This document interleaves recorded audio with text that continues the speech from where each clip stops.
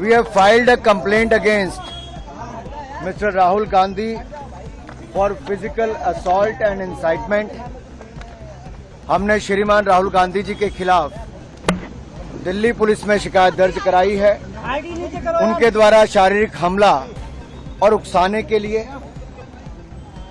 और जो हमने कंप्लेंट दर्ज कराई उसमें हमने विस्तार में बताया है कि जो घटनाक्रम आज सुबह हुआ पार्लियामेंट के मकर द्वार के बाहर, जहां एनडीए के सांसद शांतिपूर्वक तरीके से कांग्रेस के झूठ के प्रोपेगेंडा को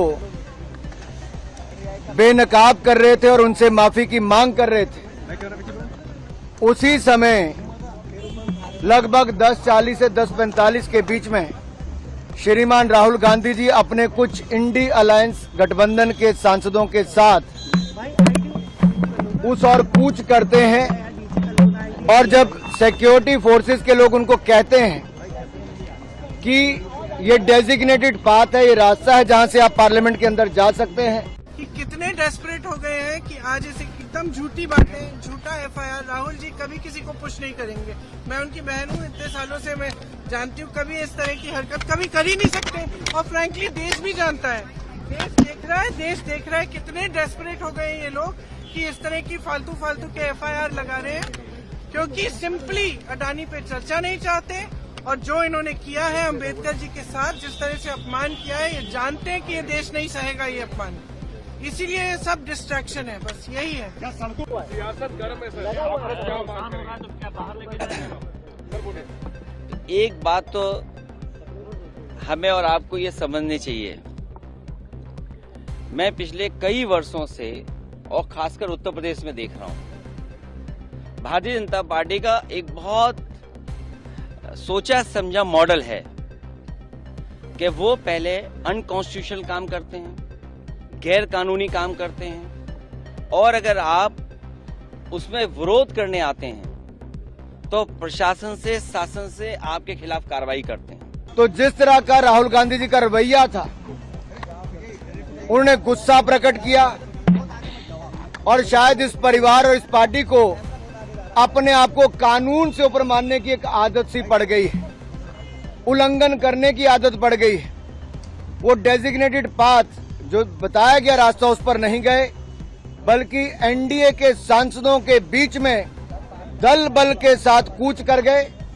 उन्होंने अपने साथी सांसदों को उकसाया भी, और इस भावना के साथ, दुर्भावनापूर्ण रवैये के साथ वो आगे बढ़े, जिससे उनको पता था कि सीढ़ियों पर खड़े लोग सांसदों को चोट लग सकती है, गंभीर चोट लग सकती है।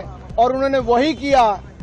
उस धक्के में जहां एक और मुकेश राजपूत जी सिर के बल गिरे, उनको सिर के पीछे चोट लगी, वहीं पे पूर्व मंत्री और सांसद प्रताप सारंगी जी के आगे सिर फट गया है। अब सुनने में आया कि उनको एमआरआई वगैरह करवाने के लिए लेकर गए हैं। जिस तरह का भाव राज्यसभा में था, वो बाबा साहब भीमराव अम्बेडकर जी का अपमान है। न केवल हम समाजवादियों के, बल्कि पूरे देश के शोषित, वंचित, पीड़ित, अपमानित लोग, और जो समाज में सबसे पीछे छूट गए थे, उनके लिए आज भी वो पूजनीय हैं। आप किसी भी गांव में चले जाएं पूरे देश में, आज भी बाबा साहब को पूजने का काम गांव के लोग करते हैं। गरीब, हर समाज के लोग उनको भगवान की दृष्टि से देखते हैं। तो इस तरह की भाषा का इस्तेमाल करना न केवल निंदनीय है, बल्कि शब्दों को वापस लें और माफी मांगने की जो विपक्ष की बात है उसको मानना चाहिए सरकार को। और सच्चाई तो ये है कि जो व्यक्ति माफी मांग लेता है वो बड़ा होता है, माफी मांगने वाला व्यक्ति हमेशा बड़ा होता है। यही नहीं, ये शारीरिक हमला करना और उकसाने का काम उन्होंने किया है। हमने सेक्शन 109, 115, सेक्शन 117, सेक्शन 125, सेक्शन 131 और सेक्शन 351 के अंतर्गत उनके खिलाफ कंप्लेंट दर्ज करवाई है। और अगर मैं आपको कहूं तो सेक्शन 109 अटेम्प्ट टू मर्डर है, section 109 is attempt to murder, section 109 is voluntarily causing hurt, section 117 is voluntarily causing grievous hurt, Section 125 Act of Endangering Life or Personal Safety of Others, Section 121 Use of Criminal Force and Section 351 Criminal Intimidation।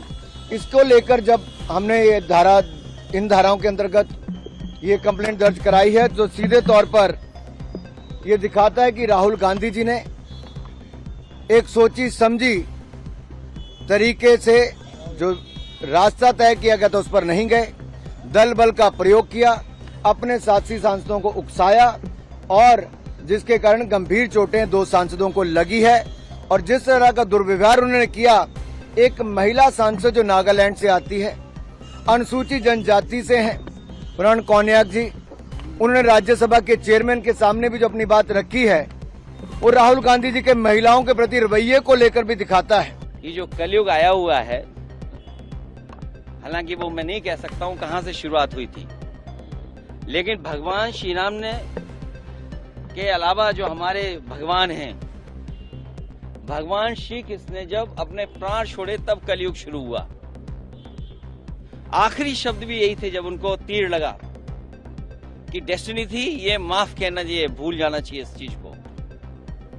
तो कम से कम सरकार को जिनकी भाषा से, व्यवहार से पूरे देश का सेंटिमेंट बाबा साहब भीमराव अम्बेडकर जी के लिए जो अपमान की तरह भाषा इस्तेमाल हुई, उस पर माफी मांगनी चाहिए और शब्द वापस अपने लेने चाहिए।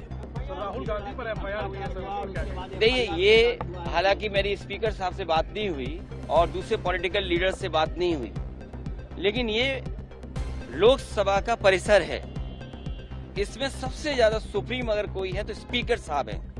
और अगर आप उसके बाद देखिए, जब डॉक्टर हेमांग जोशी जी जो हमारे वडोदरा के सांसद हैं, जिन्होंने कंप्लेंट दर्ज कराई, ये राहुल गांधी जी को प्रोटेस्ट के दौरान जब लाए भी कि आइए आपके इस सोच के कारण और आपके जो आपने धक्का दिया है उसके कारण गंभीर चोट सांसद को लगी है, तो आप राहुल गांधी जी का वो वीडियो देखिए। राहुल जी की वो अहंकार, वो अत्याचार करने के बाद भी उनका अहंकार कम नहीं हुआ और ये अहंकार इतना था कि एक सांसद को जो सिर पर गंभीर चोट लगी, खून निकल रहा था, उनका हाल भी नहीं पूछा और अपनी अकड़ में वहां से चले गए। जबकि एक महिला सांसद डॉक्टर शबरी बायरेड्डी जो आंध्र प्रदेश से आती हैं, टीडीपी की सांसद हैं, उन्होंने फर्स्ट एड देने का काम, खून रोकने का काम उनका किया। उन्होंने कहा भी कि आपका ऐसा रवैया राहुल जी कैसे हो सकता है। तो अहंकार देखिए उनका राहुल जी का, बगैर उस सांसद से एक बात कहे भी माफी मांगना तो दूर, राहुल गांधी जी का अहंकार इतना था, उनकी बॉडी लैंग्वेज दिखाती है कि वो अपने आप को इस देश के कानून से ऊपर समझती है।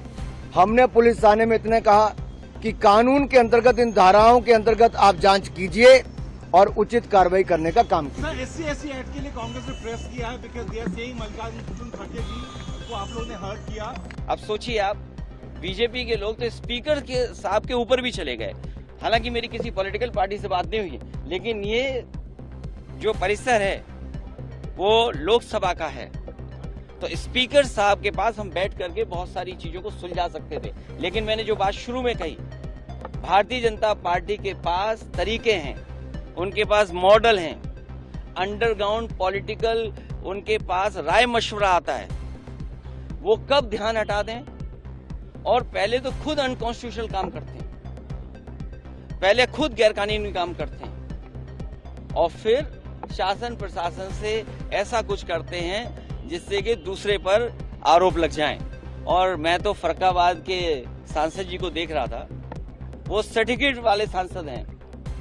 अगर उनको इलाज दवाई की जरूरत हो तो उनके लिए सलाह यही है कि हम फरक्काबाद से डॉक्टर बुला करके फ्री इलाज करा सकते हैं उनका। सब्सक्राइब करें साम टीवी, क्योंकि हम आ गए हैं अब आपके बीच, दिखाएंगे सत्ता के वादों और अपराधियों के एक एक कारनामे की हकीकत। और हाँ, अगर आपके पास भी हो कोई ऐसी खबर तो कमेंट करके हमें बताएं, क्योंकि बिना डर और दबाव के हम दिखाते हैं हर एक खबर डंके की चोट पर।